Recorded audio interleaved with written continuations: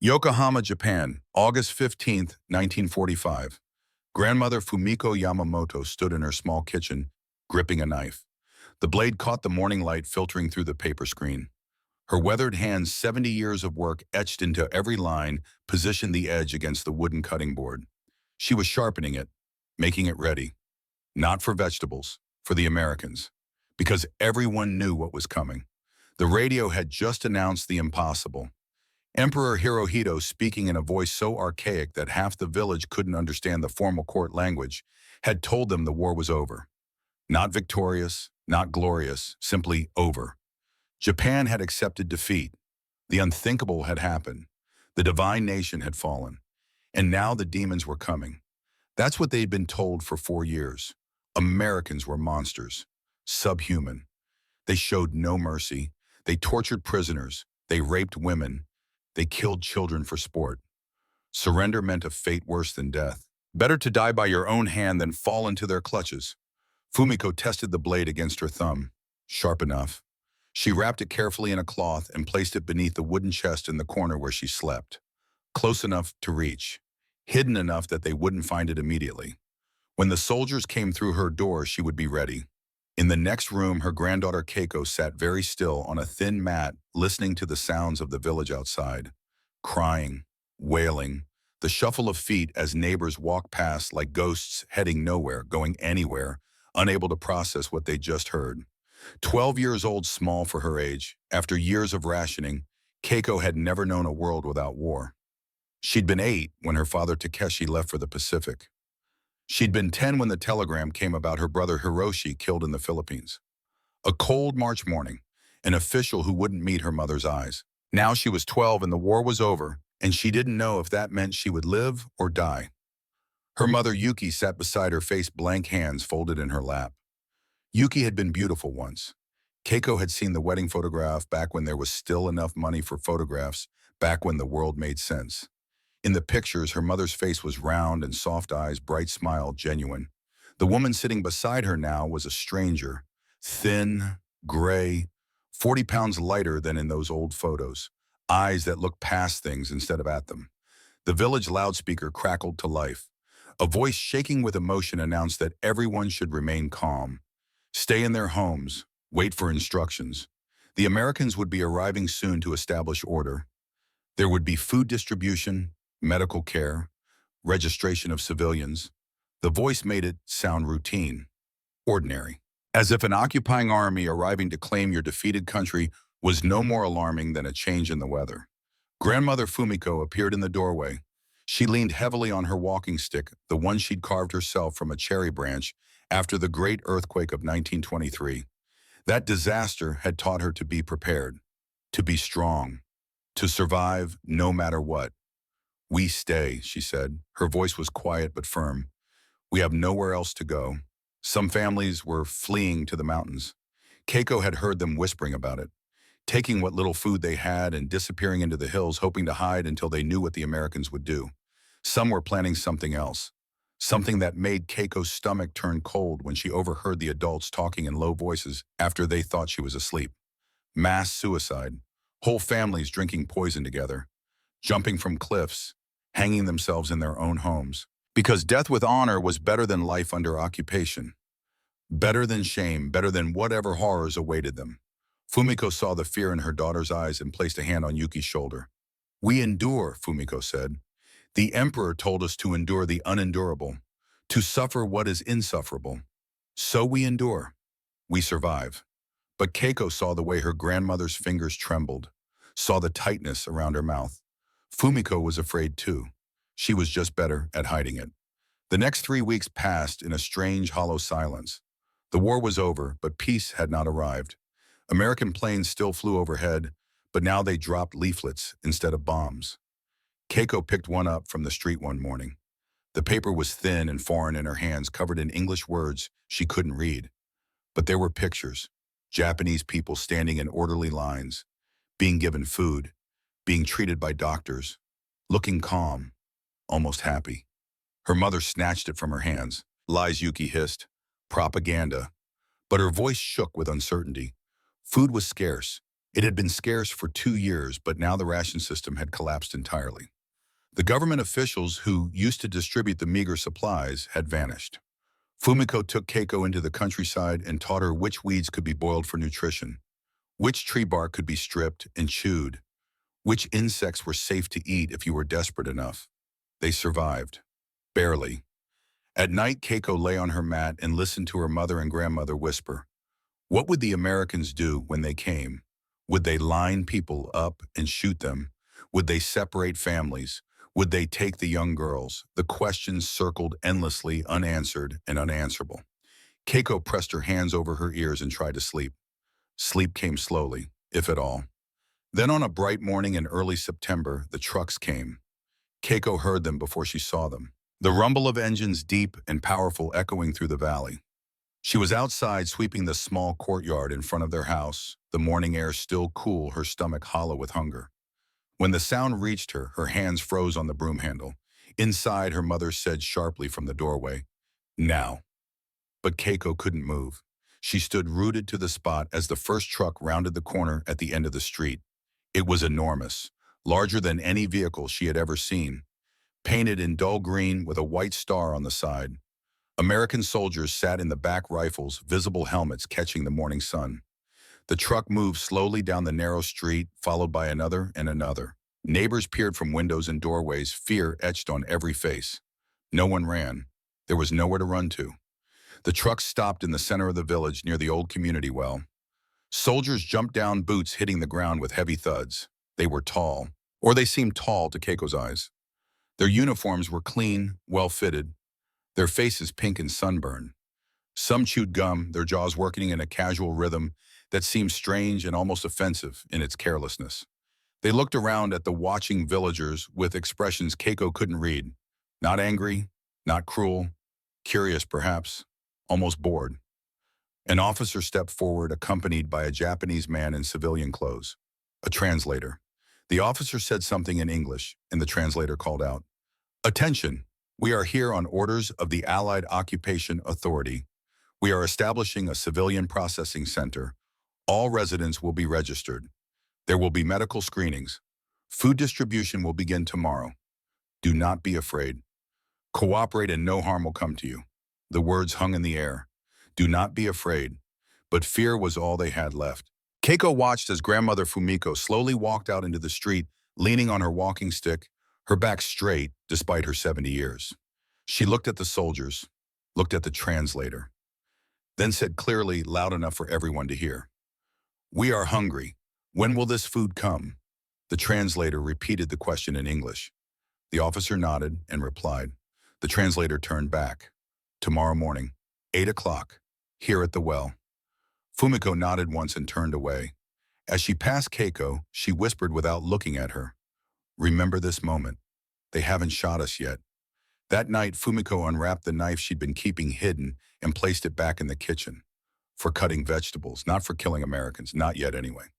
The next morning, despite her fear, Keiko went with her mother and grandmother to the well. Hunger is a powerful force, stronger than fear, stronger than shame. They joined the line of villagers standing silent and nervous as the American soldiers set up long tables and began unloading wooden crates from the trucks. The smell hit Keiko first. Food. Real food. Her stomach clenched with sudden, desperate hunger. She hadn't smelled anything like this in years, not since before the war when her father still ran the family shop and goods flowed freely through the port. The soldiers worked efficiently without hurry, but without waste. They opened the crates and began laying out the contents. Canned goods, bags of rice, dried milk powder, chocolate bars, cigarettes for the men. Keiko stared. She hadn't seen this much food in one place in years. The line moved forward slowly. People shuffled ahead, heads down, not speaking. The tension was thick enough to touch. When they reached the front, a young soldier with red hair and freckles looked at grandmother Fumiko and smiled. He said something in English, his tone friendly, almost cheerful. Then he reached down and picked up not one but 3 cans of food, a bag of rice, and a bar of chocolate. He placed them carefully in Fumiko's basket. She stared at the food, then at him, her face expressionless. The soldier smiled again and gestured for them to move along. They walked away quickly, hearts pounding. Once they were out of sight of the well, Yuki stopped and looked into the basket. Her hands shook. Why, she whispered. Why would they give us so much? Fumiko said nothing, but her grip on her walking stick was tight, her knuckles white. That night they opened one of the cans. Beef stew. The meat was tender, the gravy rich, the vegetables soft. Keiko ate slowly, savoring every bite, trying not to cry. It had been so long since her stomach felt full. So long since food tasted like anything other than survival. Yuki put down her spoon and stared at the empty can. What do they want from us? The question had no answer. 3 days later, the Americans announced medical screenings. Everyone had to go, the translator said. No exceptions. The fear returned, sharp and immediate. Medical screenings could mean anything. Experiments, sterilization. The rumors had been terrible during the war, stories of what the enemy did to prisoners, to the conquered. Yuki tried to keep Keiko home, but the soldiers came door to door. Polite but firm, everyone had to be examined. They set up the screening in the village school, now empty since classes had stopped months ago. Inside, soldiers had arranged stations with equipment Keiko didn't recognize. Stethoscopes, blood pressure cuffs, height and weight scales. American military doctors moved between stations, assisted by Japanese nurses who had been recruited from the local hospital. The process was orderly, efficient, and strangely gentle. When it was Keiko's turn, a doctor with gray hair and kind eyes examined her. He listened to her heart, looked in her ears and throat, checked her reflexes. He frowned when he saw how thin she was, how her ribs showed through her skin. He said something to the nurse, who translated. The doctor says you are malnourished. He will make sure you receive extra rations. Keiko didn't understand. Extra rations? Why? The doctor smiled at her and handed her a piece of candy. Actual candy, sweet and wrapped in colorful paper. She took it, stared at it, then at him. He nodded encouragingly. Eat, the nurse translated. It's okay. Grandmother Fumiko's examination took longer. She had a persistent cough, the result of years of breathing in dust and smoke from cooking fires. The doctor listened carefully, asked questions through the translator, then prescribed medicine. Real medicine from the American supplies. He also gave her vitamins, explaining through the nurse that she needed to build up her strength. She's been through so much, he said, and the nurse's translation carried an unexpected note of sympathy. She needs care. That evening, Yuki sat at their small table staring at the medicine bottles. I don't understand, she said again and again. Why are they doing this? What do they want from us? Fumiko took her medicine with a sip of water and said quietly, maybe they want nothing. Maybe this is simply what they do. Yuki shook her head. No one does something for nothing. There's always a price, Otin. But as the days passed and no price was demanded, the confusion only deepened. 2 weeks after the Americans arrived, the occupation authorities announced that families needed to register at a larger processing center in the next town. About 5 miles away, transportation would be provided, but those who could walk were encouraged to do so to save truck space for the elderly and infirm. Fumiko insisted on walking. I can manage, she said. Save the truck space for those who truly need it. They set out early in the morning, joining a stream of villagers heading down the main road. The day was warm, the sun bright overhead. At first, the walk was manageable. The road was flat, dusty, but easy. Fumiko moved slowly but steadily, her walking stick tapping a rhythm against the ground. Keiko walked beside her, ready to offer an arm if needed. Yuki carried a small bundle of their documents and a flask of water. Then they reached the hill. It wasn't particularly steep, but it was long, winding up the side of a ridge that overlooked the valley. For a healthy person, it would have been a moderate climb. For Fumiko, 70 years old and weakened by years of poor nutrition, it might as well have been a mountain. She stopped at the bottom, breathing hard, and looked up at the slope. I can do this, she said, but her voice lacked conviction. They started up, 10 steps, then 20. Fumiko's breathing became labored. Sweat beaded on her forehead despite the morning coolness. 50 steps. She stopped, leaning heavily on her stick, her hands shaking. Just a moment, she gasped. Just a moment to rest. They waited. Other villagers passed them, some offering sympathetic looks, others too focused on their own struggles to notice. Yuki took her mother's arm. Come on, mother. We'll go slowly. Take your time. They continued. 20 more steps. 30. Fumiko's legs began to shake. Her breathing came in harsh, rasping gasps. She stopped again. And this time when she looked up, Keiko saw something in her grandmother's eyes she had never seen before. Defeat. Fumiko, who had survived the great earthquake of 1923, who had buried 2 children and raised 3 more through poverty and war, who had faced every hardship with stoic endurance. She looked beaten.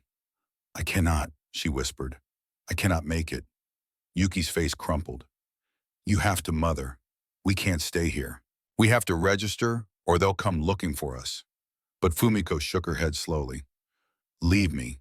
Go and come back with a card or..." She didn't finish the sentence. They all knew there was no card, no way to carry her except in their own arms. And both Keiko and Yuki were too small, too weak themselves. That was when the American soldier appeared. He was young, maybe 25, dark hair and a sunburned nose. He had been walking up the hill behind them, and he must have noticed them struggling. He approached slowly as if not wanting to startle them and said something in English. They stared at him, uncomprehending. He tried again, slower, then gestured at Fumiko and mimed carrying something on his back. Understanding dawned on Yuki's face, quickly followed by horror. "No," she said in Japanese, shaking her head vigorously. "No, no, we cannot." But the soldier was already kneeling down in front of Fumiko, patting his back, smiling encouragingly. He said something else, his tone gentle, almost pleading. He wanted to help. It was written all over his face, in his body language, in the way he waited patiently for her to understand. Fumiko looked at him, then at her daughter, then at Keiko. For a long moment, no one moved. The idea was absurd, unthinkable. The enemy carrying a Japanese grandmother on his back like she was someone precious, someone worth protecting. Finally, Fumiko spoke. "Help me," she said quietly to Yuki. Together they helped her onto the soldier's back. He stood up easily, adjusting her weight, making sure she was secure. He said something that sounded reassuring, then started walking up the hill. Just like that, as if it were the most natural thing in the world, as if carrying a Japanese grandmother up a hill was something he did every day. Keiko and Yuki followed in stunned silence. They watched the soldier's steady pace, the careful way he navigated the rocky path, the occasional glance back to make sure Fumiko was comfortable. Other villagers stared. Some stopped walking, entirely frozen in disbelief. An American soldier carrying one of them, not forcing, not dragging, carrying, gently, like family. And then the words burst from Keiko's mouth before she could stop them, loud in the quiet morning air. "Why are you carrying my mother?" She said it in Japanese, knowing he couldn't understand, but unable to contain the question that was tearing her apart inside. The soldier turned his head slightly, heard the question in her voice, if not the words, and smiled. Just smiled and kept walking up the hill, carrying Fumiko on his back, carrying her like she mattered, like her life had value, like the war had never taught him to hate. At the top of the hill, the soldier carefully helped Fumiko down. She bowed to him, a deep, formal bow, tears streaming down her weathered face. He looked embarrassed by her gratitude, shuffled his feet, said something that might have been, "You're welcome" or "No problem," before heading off to rejoin his unit. Keiko and Yuki stood on either side of Fumiko, holding her arms, steadying her, all 3 of them trying to make sense of what had just happened. "He was kind," Fumiko said finally, her voice shaking. "The enemy was kind to me." The words seemed to cost her something to say, as if speaking them aloud made them more real, more impossible to deny. Yuki said nothing, but her face was pale, her eyes distant. They continued to the processing center, registered their names, received their ration cards, made the journey back home in silence. But something had shifted. Something fundamental had cracked in the wall of fear and hatred they had built around themselves. The Americans stayed. They didn't leave after the registration. They set up a permanent camp on the outskirts of the village, living in tents at first, then in quickly constructed wooden barracks. Their presence became part of daily life. Every morning, trucks arrived with supplies, food, medicine, tools, building materials. The soldiers distributed everything with methodical fairness, keeping careful records, making sure everyone received their share. They also began reconstruction projects. Roads that had been bombed were repaired. The school building got a new roof. The well was cleaned and reinforced. The soldiers worked alongside Japanese laborers, paying them in food and cigarettes, treating them not as conquered enemies, but as workers deserving fair compensation. It was strange, disorienting, nothing like what anyone had expected. Keiko began to notice the small things. The soldier who always smiled at the children and gave them candy when he thought no one was looking. The medic who made house calls to check on the elderly without being asked. The officer who learned basic Japanese phrases and used them carefully, proudly, like a student showing off for his teacher. These were not the demons of propaganda. They were just men. Young men far from home doing a job they probably didn't fully understand. One afternoon, Keiko was helping her mother hang laundry when she heard music. American music coming from the camp. Someone had set up a record player and the sound of jazz drifted through the air. Strange and energetic. Completely unlike the somber military marches that had been Japan's soundtrack for years. Some of the younger soldiers were dancing, laughing, their movements loose and free. A few Japanese children had gathered at the edge of the camp to watch, drawn by the music's infectious rhythm. One of the soldiers noticed the children and waved them over. The children hesitated, looking back at their parents for permission. Slowly, cautiously, a few brave ones approached. The soldiers showed them how to dance, exaggerating the movements, making them laugh. Soon more children joined in. And then the parents couldn't help but smile, watching their kids dance with the enemy, watching the enemy treat their children like children, not like threats or future soldiers or anything other than kids who deserve to laugh. Keiko watched from a distance, not brave enough to join, but fascinated by the scene. She saw Fumiko watching too, standing in the doorway of their house, her expression thoughtful. "They are different than we were told," Fumiko said quietly. Keiko nodded. "Yes, they are." Her grandmother was silent for a moment, then added, "Or perhaps we were lied to about what makes someone a demon." But with the growing comfort came growing guilt. Letters arrived from relatives in other parts of Japan, relatives who were not so lucky. Cities that had been firebombed were mass graves. Tokyo was a wasteland. Hiroshima and Nagasaki were gone, simply gone, erased in flashes of unimaginable light. Hundreds of thousands dead. Hundreds of thousands more dying slowly from radiation sickness. Yuki received a letter from her cousin in Tokyo. The cousin described eating grass, rats, anything to survive. Children dying in the streets. Orphans everywhere. Feral and desperate. Yuki read the letter aloud in a flat, dead voice, then set it down on the table. Outside, they could hear American soldiers laughing. The smell of their dinner, real meat cooking, drifted through the evening air. The contrast was unbearable. "Why us?" Yuki whispered. "Why are we being fed while they starve? Why are we safe while they die?" Fumiko had no answer. None of them did. The randomness of it was crushing. Keiko thought about her father. Somewhere in the Pacific. If he was alive, was he being treated like this? Or was he in a camp where cruelty was the rule, where prisoners were worked to death or simply shot? She had heard rumors. Terrible rumors. American camps were supposed to be good. But Japanese camps for Allied prisoners had been nightmares. If her father was alive and captured, would the Americans treat him with the kindness they showed her village? Or would they repay cruelty with cruelty? The questions circled endlessly, unanswered. The guilt grew, the confusion deepened, and through it all, the Americans kept being kind, not always. Some were harsh, some were indifferent. Some clearly didn't want to be there and treated the Japanese with barely concealed contempt. But enough of them were kind that it became impossible to maintain the simple narrative of good versus evil. Us versus them. The world had become complicated in ways that Keiko's 12-year-old mind struggled to process.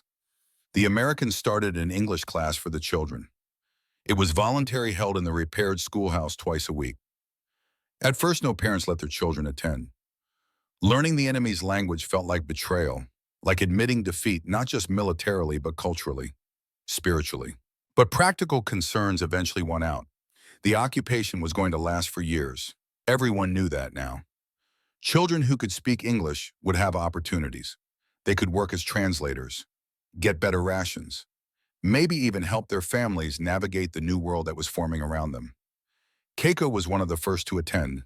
She told herself it was practical, strategic even. But the truth was simpler.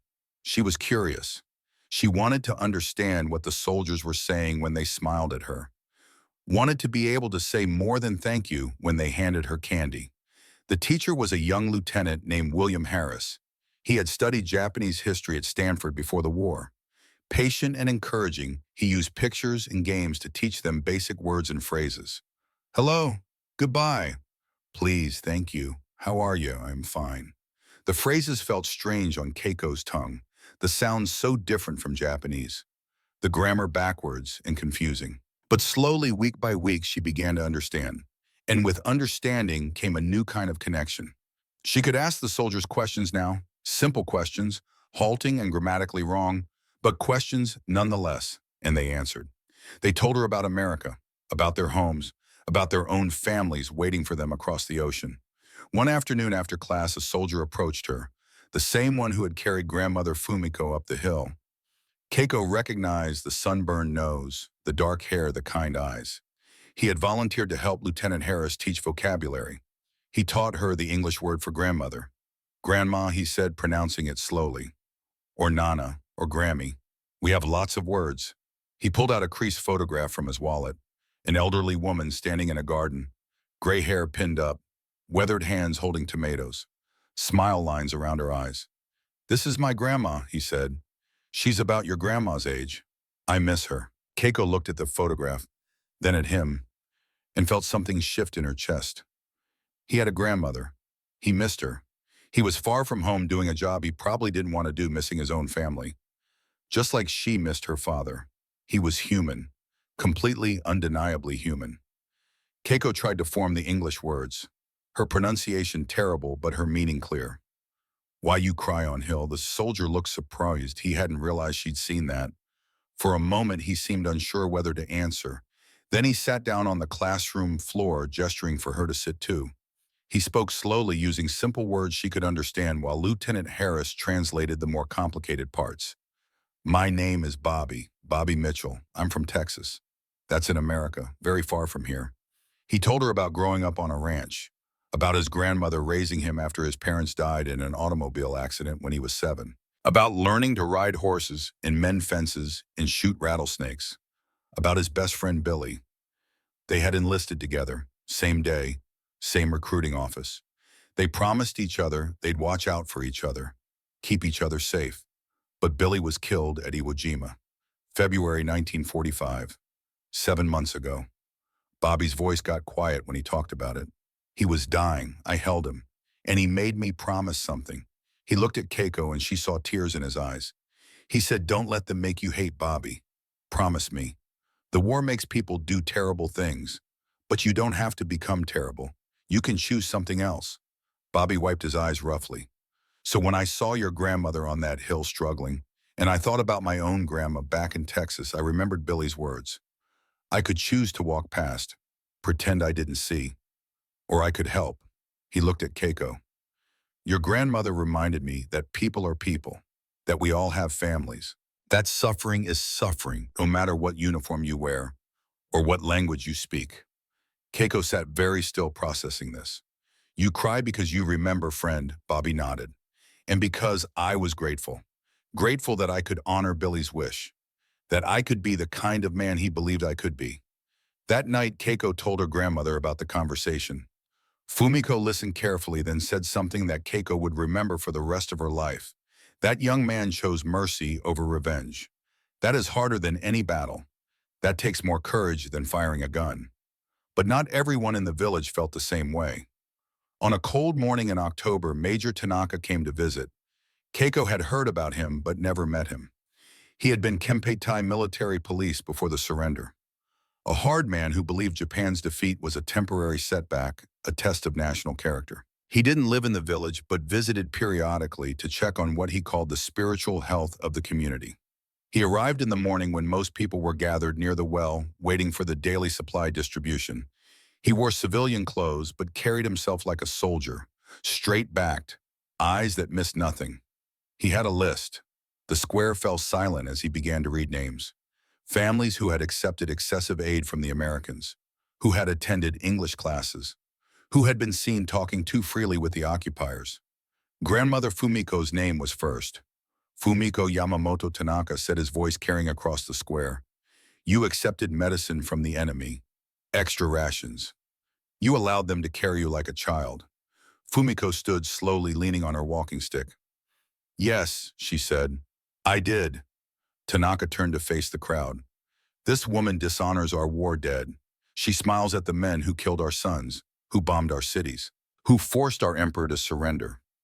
Some villagers nodded, others looked away uncomfortably. Fumiko spoke again, her voice steady despite the walking stick trembling in her grip. I accepted food because my family was starving. I accepted medicine because I was sick. I allowed a young man to help me because I could not walk. These are facts, not crimes. Tanaka's face reddened. The emperor told us that death was preferable to surrender, that we should maintain our honor even in defeat. You have chosen comfort over honor, survival over dignity. Fumiko took a step forward. Her voice, though quiet, cut through the morning air. The emperor also told us to endure the unendurable, to suffer what is insufferable. I am enduring. I am suffering. I am surviving. That is what he asked of us. Tanaka opened his mouth to respond, but movement at the edge of the square stopped him. Bobby Mitchell had arrived with the morning supply truck. He didn't understand Japanese, but he could read the tension in the crowd, the way people had formed a circle, the old man confronting Fumiko. He approached slowly, hand resting on his sidearm. Not drawn, just ready. The translator hurried over and explained the situation in whispered English. Bobby's jaw tightened. He stepped between Tanaka and Fumiko. Through the translator, he addressed the crowd. My name is Corporal Robert Mitchell. I carried this woman up a hill because she needed help. That's all. No politics, no strategy, just one human helping another. He looked directly at Tanaka. If that makes her a collaborator, then what does that make me? The crowd fell silent. Tanaka sneered. It makes you an occupier pretending to be a savior. Bobby met his gaze without flinching. Maybe. But I'm the occupier who follows the Geneva Convention, who treats prisoners with dignity, who doesn't punish civilians for their government's choices. If that's pretending, I'll keep pretending. The two men stared at each other, the tension thick enough to cut. Then Tanaka turned to the crowd one more time. This isn't over. The real Japan will return, and when it does, collaborators will answer for their choices. He walked away, back straight, eyes forward. After he left, Fumiko sat heavily on a wooden bench near the well. Keiko saw her hands shaking. Her grandmother had been afraid, but she had stood firm anyway.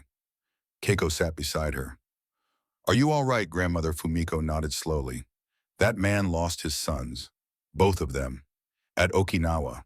His pain is real. His anger is real. She looked at Keiko. But pain doesn't justify cruelty, and anger doesn't excuse hatred. Remember that, child. When someone tries to use their suffering as a weapon against others, you must stand firm. The confrontation with Tanaka changed something in the village. It forced people to choose sides, not openly, not dramatically, but in small daily decisions. Some families stopped attending the English classes, stopped accepting extra rations, maintained a cold distance from the American soldiers.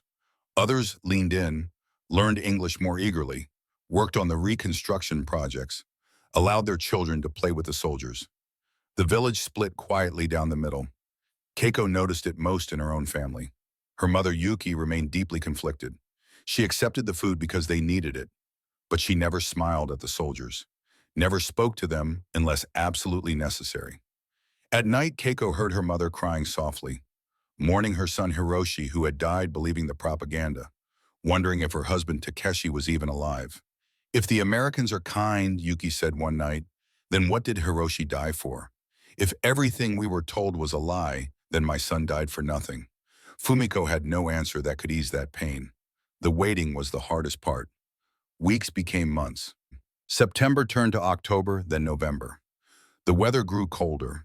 The Americans distributed blankets and winter coats, fixed heating systems in homes, made sure the elderly had enough fuel.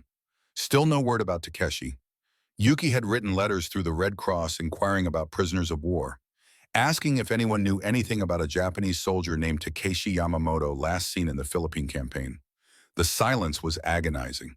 Keiko threw herself into learning English.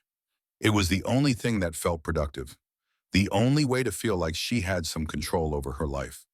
Lieutenant Harris noticed her dedication and began giving her extra lessons, teaching her not just conversational English, but how to read and write, how to understand the structure of the language. One afternoon, he brought her a book. The Tale of Genji, he said, in English. Keiko stared at it. A book of Japanese literature, translated into English, in the hands of an American soldier. I studied this at university, Harris said. Before the war, your culture is beautiful. The poetry, the aesthetics, the philosophy. He looked at her seriously. War doesn't erase that. War doesn't make your culture less valuable or your people less worthy of respect. I want you to know that. Keiko took the book with trembling hands. Everything she had been taught said that Americans were culturally inferior, spiritually bankrupt, obsessed with materialism and individualism. But this man had spent years studying her language, her literature, her history, not to conquer it, not to destroy it, but to understand it, to appreciate it. That night, Keiko showed the book to Fumiko. Her grandmother held it carefully, running her fingers over the English text. Never forget this, Fumiko said. The people who told us to hate the Americans also told us that Americans could never understand beauty, could never appreciate art, could never see value in anything they didn't create themselves. She looked at Keiko. They lied about that too. They lied about everything. November 8th arrived cold and gray. The mail distribution truck came through the village bringing letters and packages from the Red Cross. These packages contained mail that had been delayed, lost, rerouted through the chaos of war and occupation. Keiko was helping sort the packages when she heard her mother scream. Not a scream of pain or fear, a scream of shock, of disbelief. Yuki stood in the middle of the square holding a letter. The basket she'd been carrying lay on the ground, vegetables scattered. Keiko ran to her. Mother, what is it? Yuki couldn't speak. She just held out the letter with shaking hands. The handwriting on the envelope was familiar. Masculine. Careful. It was from their father. Takeshi was alive. They read the letter together, standing in the cold November air. Fumiko joined them, and the three women huddled close as Yuki read aloud, her voice breaking on every word. My dearest Yuki, Fumiko, and Keiko, I pray this letter finds you alive and well. I am a prisoner of the Americans at a camp in California. I was captured at Leyte Gulf in 1944. They feed us well, 3 meals a day, sometimes 4. The guards are mostly fair. Some are cruel, but most are decent. They let us garden, play baseball, attend religious services. I have gained weight.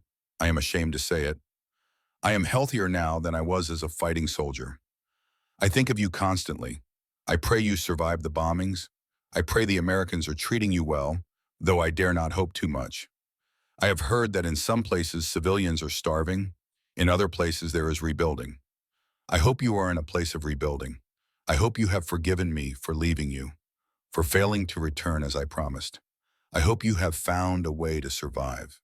Your loving husband and father, Takeshi. Yuki read it 3 times, her voice breaking on every word. Then she looked up at Fumiko and Keiko, her face a mask of anguish. He's alive. He's being treated well, just like us. She laughed, but it was a harsh, bitter sound. We hated them. We feared them. We prepared to die rather than surrender to them. And all along they were just people. People who feed prisoners. People who follow rules. People who carry old women up hills. Fumiko took the letter gently from her daughter's trembling hands. She read it herself slowly, her lips moving over the words. When she finished, she folded it carefully and placed it in her pocket. The cruelest thing they have done, she said quietly, is show us mercy. If they had been the demons, we were promised we could have kept our hatred pure. We could have died believing we were righteous. But they gave us food. They gave us medicine. They carried us when we fell. And now we must live with the knowledge that we were wrong, that we were lied to, that everything we sacrificed was based on lies. Keiko spoke suddenly, surprising herself. No. Both women turned to look at her. No, that's not the cruelest thing. Keiko thought about Bobby Mitchell on the hill, about his tears, about his promise to his dying friend, about Lieutenant Harris teaching her to read, about the doctor who gave Fumiko medicine because she reminded him of his own mother. The cruelest thing would be if they had been demons, Keiko said. Then nothing would change. We would teach our children to hate, and their children would hate, and the cycle would continue forever. But they broke the cycle. By showing mercy by being human, they gave us a chance to be different, to do better. She looked at her mother and grandmother. Kindness isn't weakness, it's a weapon, but not the kind that destroys, the kind that rebuilds, the kind that forces you to see the humanity in your enemy. And that's terrifying, because it means you have to look at your own inhumanity too, but it's also the only way forward. The only way to break the cycle of hatred. Fumiko stared at her granddaughter. When had this 12-year-old become so wise? Yuki said nothing. She couldn't. The weight of it all was too much. Her son dead, her husband alive but in prison. Her entire worldview shattered and reformed in the space of 3 months. That night she lay awake staring at the ceiling, listening to the sounds of the American camp in the distance.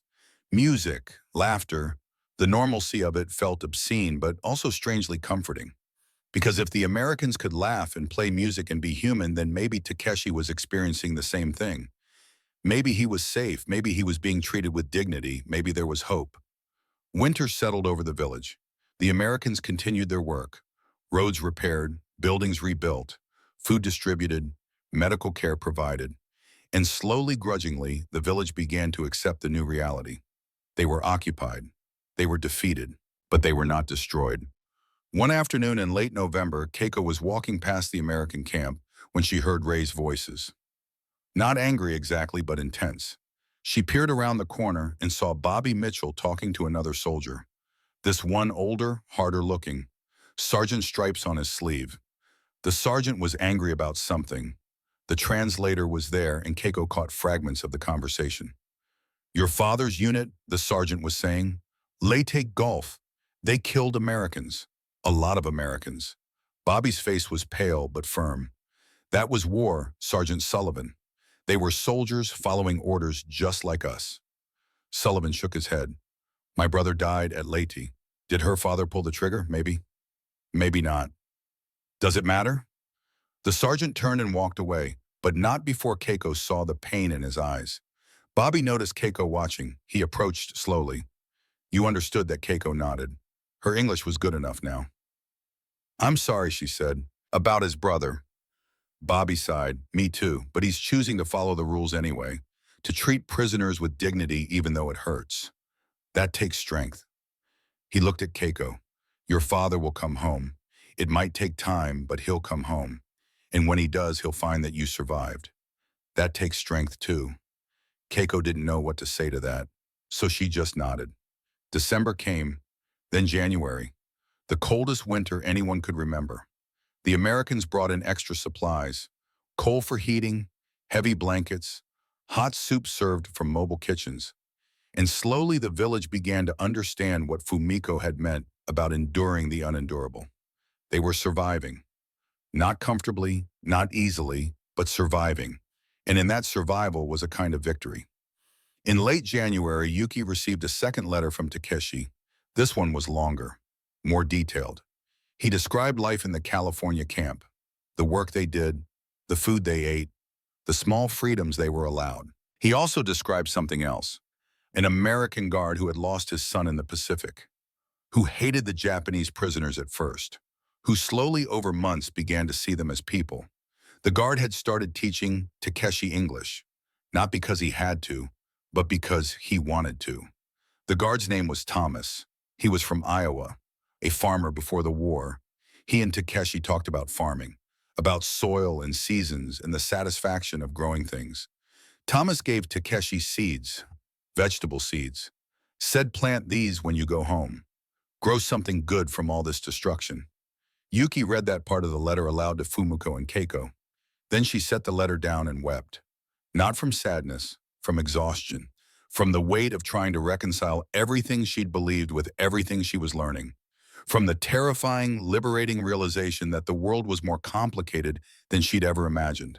Fumiko held her daughter as she cried. Keiko sat quietly thinking about Bobby Mitchell and Billy, about Lieutenant Harris and his Japanese books, about Sergeant Sullivan and his dead brother, about her father and the farmer from Iowa, about all the ways that people could choose mercy over revenge, about how hard that choice was, about how necessary it was.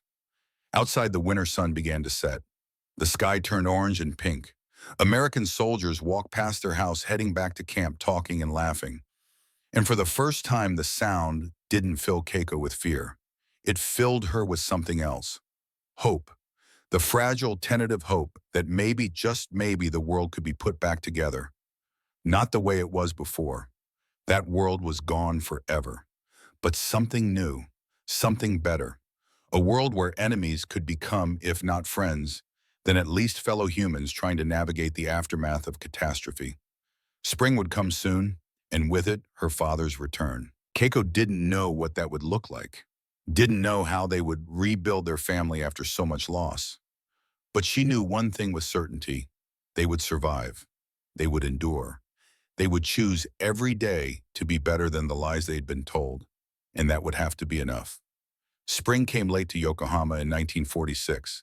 The cherry blossoms that had once bloomed in precise synchronicity across Japan were confused that year.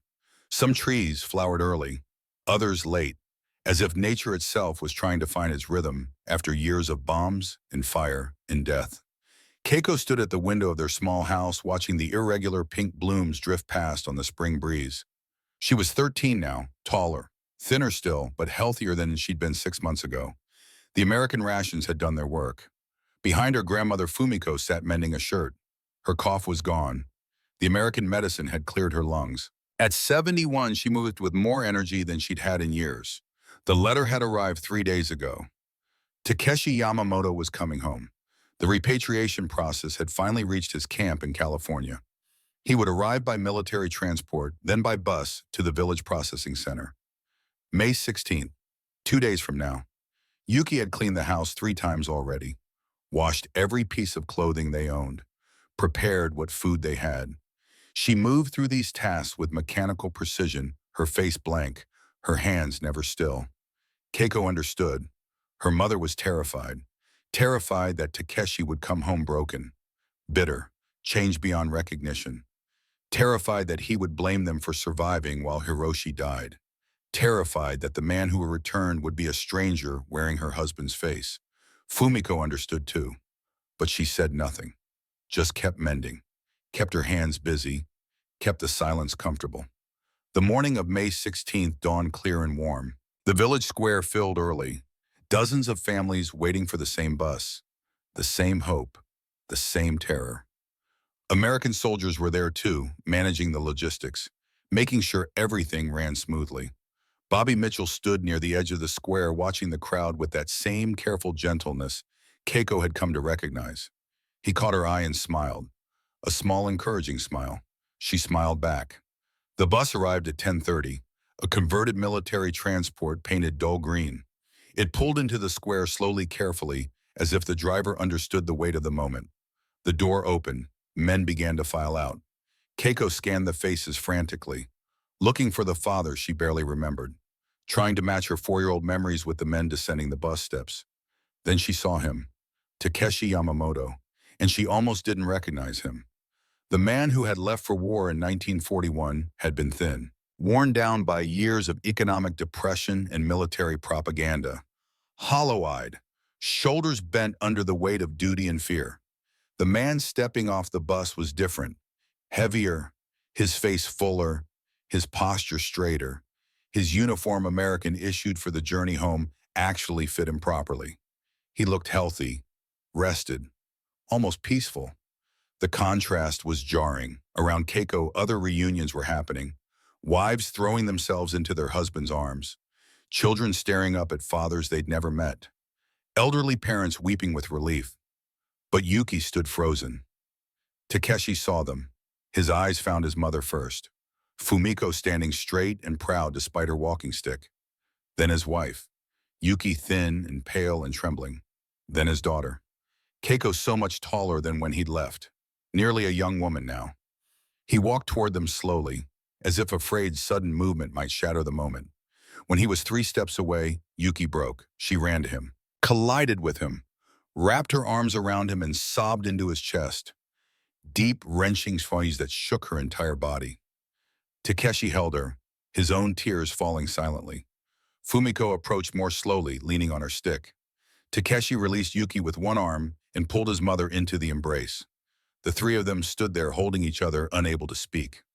Keiko hung back, suddenly shy. This man was her father, but also a stranger. She didn't know how to bridge that gap. Takeshi saw her hesitation. He extended a hand toward her. "Keiko," he said, his voice rough with emotion. "My daughter." She stepped forward. Let herself be pulled into the family embrace. Let herself feel for the first time in 5 years like she had a complete family again.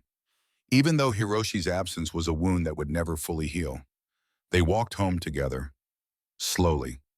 Takeshi carried nothing but a small canvas bag, everything he owned in the world. Neighbors watched from windows and doorways. Some nodded respectfully.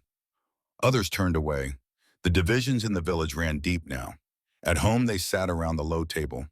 Yuki served tea and the small meal she'd prepared. Rice, pickled vegetables, a precious piece of fish from the American rations. Takeshi ate slowly, savoring each bite. But Keiko noticed he kept looking at them. At his mother's improved health. At his wife's gauntness. At his daughter's educated eyes. Finally, he spoke. "Tell me everything." So they did. Fumiko told him about the surrender broadcast, about the fear, about the knife she'd sharpened, about the first food distribution. Yuki told him about the medical screenings, about the extra rations, about learning to accept kindness from the enemy. Keiko told him about the English classes, about Lieutenant Harris and his Japanese books, about Bobby Mitchell and his promise to his dying friend. And together they told him about the hill. Takeshi listened without interrupting, his face a careful mask. But Keiko saw his hands tighten on his teacup when they described Bobby carrying Fumiko on his back. When they finished, silence filled the room. Then Takeshi reached into his canvas bag. He pulled out a small cloth bundle and placed it on the table. "Seeds," he said. "Vegetable seeds. An American guard gave them to me. A farmer from Iowa named Thomas." He unwrapped the bundle. 6 paper packets. Tomatoes, cucumbers, squash, beans, carrots, lettuce. "Thomas lost his son at Guadalcanal," Takeshi said quietly. "His unit fought against mine. We might have killed each other if circumstances had been different. Instead, we became friends. He taught me English. I taught him Japanese gardening techniques. We talked about soil and seasons and what we would plant when the war ended." He looked at his family. "Thomas said, plant these in Japan. Grow something good from all this destruction." Takeshi's voice broke. "I wanted to hate them. It would have been easier to hate them, but they wouldn't let me. They treated us according to rules. They fed us. They gave us dignity." He looked at Fumiko. "When I got your letter describing how the Americans were treating you, I wept. Not from sadness, from confusion, from the terrible realization that everything we'd been told was a lie." He looked at Yuki. "Hiroshi died believing the propaganda, believing he was protecting Japan from demons. And they aren't demons. They're just people. Flawed, complicated people who sometimes choose mercy." He looked at Keiko. "And I don't know what to do with that knowledge. I don't know how to honor my son's death while accepting that he died for lies." The question hung in the air. Fumiko spoke first. "You honor Hiroshi by making sure his death means something, by teaching the next generation the truth, by breaking the cycle so that future sons don't die for future lies." Takeshi closed his eyes. "How do I do that? By living," Fumiko said simply. "By planting those seeds. By raising your daughter to think critically. By being honest about what happened here." She looked at him steadily. "The cruelest thing would be to let Hiroshi's death be meaningless, to pretend the war was justified, to teach hatred to the next generation. But if we choose to learn from this, to build something better, then maybe his death becomes part of a larger story, a story about how humanity learned to choose differently." Takeshi wept then, deep shuddering sobs, the grief of 5 years of war and loss and confusion pouring out of him. Yuki held him. Fumiko placed a hand on his shoulder. Keiko sat quietly, understanding that sometimes there are no words that help. Sometimes you just have to endure. The next morning, Takeshi planted the seeds in the small plot behind their house. The soil was poor, depleted by years of neglect. But he worked it carefully, mixing in compost, preparing it for new life. Bobby Mitchell stopped by while he was working. Takeshi stood slowly, dirt on his hands, and faced the young American soldier. For a long moment, the two men looked at each other. Then Takeshi bowed. A deep, formal bow. "Thank you," he said in halting English. For carrying my mother. Bobby looked uncomfortable, shuffled his feet. It was the right thing to do, sir. Takeshi straightened. Many people do not do the right thing. You did. That matters. Bobby nodded. Then he pulled something from his pocket. A photograph. This is my grandmother, he said, showing Takeshi the picture. In Texas. I carried your mother because I thought about what I would want someone to do for my grandma if she needed help. Takeshi studied the photograph. Then he reached into his own pocket and pulled out a worn picture of his family. For the war. Hiroshi's still alive. Everyone smiling. This is my son, he said quietly. Hiroshi. He died in the Philippines. He was 19. Bobby's face went pale. I'm sorry, Takeshi nodded. War is terrible, but mercy is possible, even in terrible times. You showed my family mercy. I will not forget that. The two men stood in the garden, former enemies connected by grief and gratitude, and the fragile hope that people could choose to be better than their circumstances demanded. Bobby left after a few more minutes of awkward conversation, but something had shifted. Some acknowledgement had been made. Keiko watched from the window, understanding that she was witnessing something important, something that would shape how she understood the world for the rest of her life. Years passed. The occupation ended in 1952. The American soldiers went home. The village returned to Japanese control. Bobby Mitchell left, but not before saying goodbye to the Yamamoto family. He pressed a piece of paper into Keiko's hand. An address in Texas. Write to me, he said. Tell me how those seeds grow. And she did. For 60 years, Keiko and Bobby corresponded. Letters crossing the Pacific, sharing their lives. She told him about finishing school, about going to university to study history and education, about becoming a teacher. He told her about returning to Texas, about marrying a woman he'd met in Yokohama, a Japanese woman who had also survived the occupation, about building a life that bridged two cultures. In 1985, Keiko published a book, The Hill That Changed Everything. It told the story of her family's experience during the occupation, of the propaganda and the fear and the unexpected mercy. It became required reading in many Japanese schools, a counter-narrative to the simplified versions of history that tried to paint everything in black and white. Some praised it, others condemned it, called her a collaborator, said she was dishonoring the war dead by speaking kindly of the occupiers. But Keiko kept teaching, kept telling the story. Because Fumiko had been right. The cruelest thing would be to let the lessons be lost. She taught high school history for 30 years. Every year she told her students about the hill, about Bobby Mitchell and his promise to his dying friend, about Lieutenant Harris and his Japanese books, about her father and the farmer from Iowa. One year a student raised her hand. Miss Yamamoto, she said, didn't the Americans drop atomic bombs on us?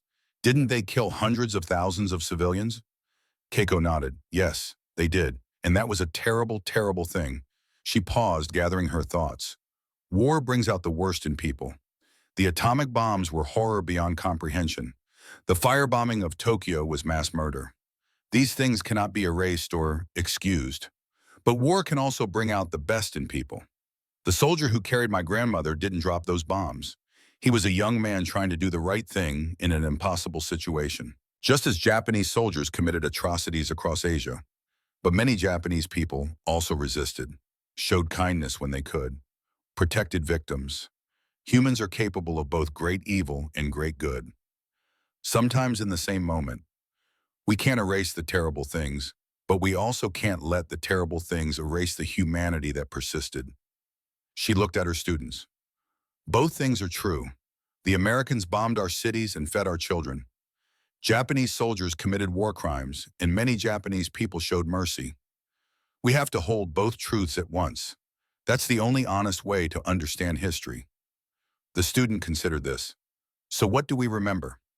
We remember all of it, Keiko said. The bombs, the kindness, the lees, the mercy, all of it. Because if we forget the complexity, we become vulnerable to simple lies again. In 1996, grandmother Fumiko died at the age of 94. She had lived long enough to see Japan transform from occupied nation to economic powerhouse. Long enough to see her granddaughter become an influential educator. Long enough to see the seeds that Takeshi planted grow into multiple generations of vegetables each year's harvest, providing seeds for the next. On her deathbed, surrounded by children and grandchildren and great-grandchildren, she told the story one more time. Remember that the enemy was kind to me, she said, her voice thin but clear. Remember that we were wrong about them. Remember that propaganda always lies. Remember that humans are capable of mercy even in the midst of hatred. She looked at each family member in turn. Remember, she died peacefully that night. At her funeral, dozens of people came to pay respects, including several American veterans of the occupation who had stayed in Japan, married Japanese women, built lives in the country they had once fought. One of them, an old man with white hair and a cane, approached Keiko after the ceremony. Your grandmother, he said in heavily accented Japanese. She was a good woman, strong, dignified. I remember her, Keiko studied his face. Could this be him, the soldier from the hill? Did you carry her? She asked. Up the hill that day, the old man shook his head. No, that wasn't me, but I heard about it. Everyone did. It became a story we told, about how small acts of kindness matter, about how we weren't just occupiers, but people trying to build a bridge. He looked at Keiko. Your grandmother was one of the foundation stones of that bridge. Keiko smiled through her tears. The bridge was built, she said. Not easily, not perfectly, but it was built. And people like you and my grandmother, you made it possible. The veteran nodded, squeezed her hand, and walked away. Keiko watched him go, understanding something profound. It didn't matter if he was the specific soldier who had carried Fumiko. What mattered was that the act had become legend, that the story had multiplied, that one moment of mercy had rippled outward through decades. That was the real legacy. Years continued to pass. Keiko retired from teaching in 2005. Bobby Mitchell died that same year. His family sent her his last letter written weeks before his death. In it, he wrote, carrying your grandmother up that hill was the best thing I ever did in the war. Maybe the best thing I ever did in my life. It made me the man Billy wanted me to be. It showed me that even in the darkest times, we can choose to be human. Keiko kept that letter in a frame on her desk. In 2019, at the age of 86, Keiko gave what she announced would be her final public lecture. The university auditorium was packed.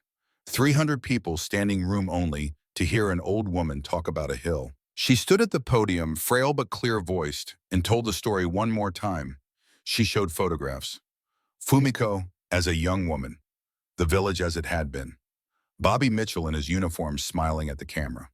She described the fear, the propaganda, the hunger, the confusion, and she described the hill, every detail, the dust on the road, the steepness of the slope, her grandmother's trembling legs, Bobby's sunburned nose, the way he knelt without hesitation, the way he carried Fumiko as if she weighed nothing, as if her life had value. My grandmother was carried up a hill by an enemy soldier, Keiko said. A soldier who had no reason to help her except that she needed help. That's all. No politics, no strategy, just one human helping another. She paused, looking out at the audience, and that simple act, that tiny moment of mercy, broke the cycle of hatred for our family, for our village, for me. The most dangerous weapon isn't the bomb or the bullet. It's the lie that makes us see other people as less than human. And the strongest defense against that weapon is simply this: treating people with dignity, even when they're supposed to be your enemy, especially when they're supposed to be your enemy. A student in the front row raised his hand. Miss Yamamoto, do you forgive the Americans for the bomb? Keiko smiled sadly.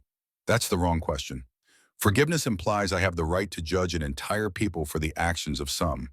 The better question is this: do I choose to let hatred define me? Do I choose to pass that hatred to the next generation? And my answer is no. Because my grandmother taught me that propaganda always lies, but kindness always tells the truth. And the soldier who carried her up that hill, whoever he was, wherever he is now, he told the truth about what humans can choose to be. Even in the darkest moments, even in the midst of war, we can choose mercy. That's the legacy worth carrying forward. The auditorium erupted in applause, a standing ovation that lasted 3 full minutes. After the lecture, as people were filing out, a young woman approached Keiko. She looked nervous, hopeful. Miss Yamamoto, she said, my great-grandfather was an American soldier in the occupation. He never talked about it much, but he kept this photograph his whole life. She showed Keiko a faded picture, a young American soldier standing with an elderly Japanese woman and 2 children. The woman was smiling. The soldier looked proud. "He died last year," the young woman said. "But before he died, he told me to find you if I could. He said to tell you that he tried to do right." Keiko looked at the photograph.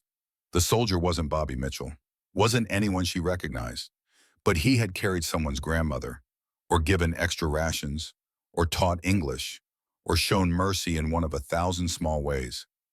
"Then he succeeded," Keiko said softly, "because doing right in the middle of wrong, that's all any of us can hope for." She looked at the young woman.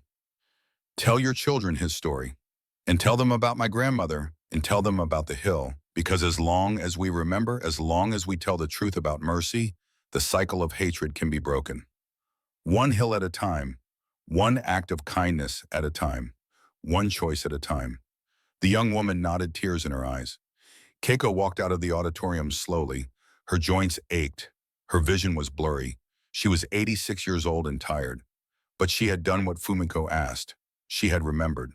She had told the story. She had refused to let the lessons be lost. Outside, the spring evening was warm. Cherry blossoms drifted on the breeze, their timing synchronized again after decades of recovery. Keiko stood under the blossoms and thought about all the choices that had led to this moment.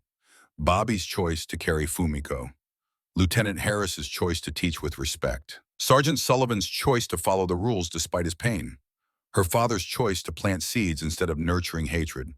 Fumiko's choice to speak the truth even when threatened. And her own choice made every day for 74 years to honor those choices by passing the story forward. She closed her eyes and saw the hill, saw her grandmother on Bobby's back, saw the moment when everything changed, heard her own 12-year-old voice crying out, "Why are you carrying my mother?" and understood finally completely the answer. Because mercy is stronger than hatred. Because kindness rebuilds what war destroys. Because one person choosing to be human in an inhumane moment can echo through generations.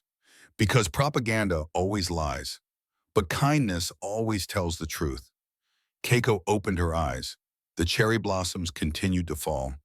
The world continued to turn. New wars were being fought. New propaganda was being spread.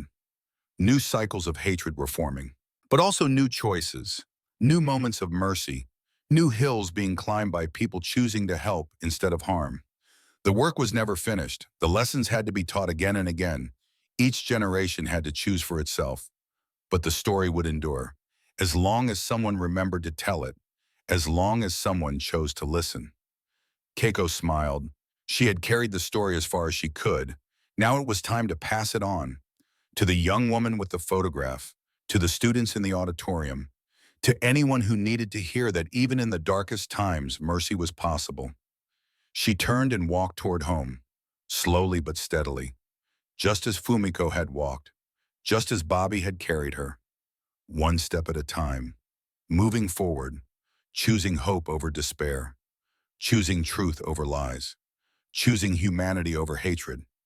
And as she walked, she whispered the words Fumiko had spoken on her deathbed. "Remember, remember the hill, remember the mercy, remember we always have a choice. Even in war, especially in war, we can choose to be human, and that choice, small and fragile and persistent, is the only thing that can save us." So, the end of our epilogue. In 2024, a documentary filmmaker discovered Keiko's book in a used bookstore in Tokyo. She tracked down the Yamamoto family, now in its 5th generation since the war. They still grew vegetables from the seeds Thomas gave Takeshi in 1946. Still told the story of the hill at family gatherings. Still kept Bobby Mitchell's letters in a carefully preserved box. The filmmaker made a documentary. It went viral. Millions of views. People around the world watching the story of an old woman carried up a hill by an enemy soldier. In Texas, Bobby Mitchell's great-grandson saw the documentary. He had never known the full story, had never understood why his great-grandfather kept that photograph of a Japanese woman on his desk until the day he died. Now he understood. In Iowa, Thomas's great-granddaughter herself, a farmer, watched the documentary and wept. She had always wondered why her great-grandfather had been so insistent that she learn about Japanese gardening techniques. Now she understood. In Tokyo, in Yokohama, in villages across Japan, people watched and remembered. Not the simplified version of history they'd been taught, not the propaganda that painted everything in black and white, but the complicated truth that humans are capable of both terrible cruelty and unexpected mercy. That war brings out the worst in us, but also sometimes the best. That propaganda always lies, but kindness always tells the truth. And in living rooms and classrooms and community centers around the world, people ask themselves the question that Fumiko had asked 79 years ago. What will we choose, hatred or mercy, revenge or reconciliation, the lies that divide us or the truth that connects us? The answer, as always, was up to them. One hill at a time, one choice at a time, one moment of mercy at a time. The work continues, the story endures. Remember,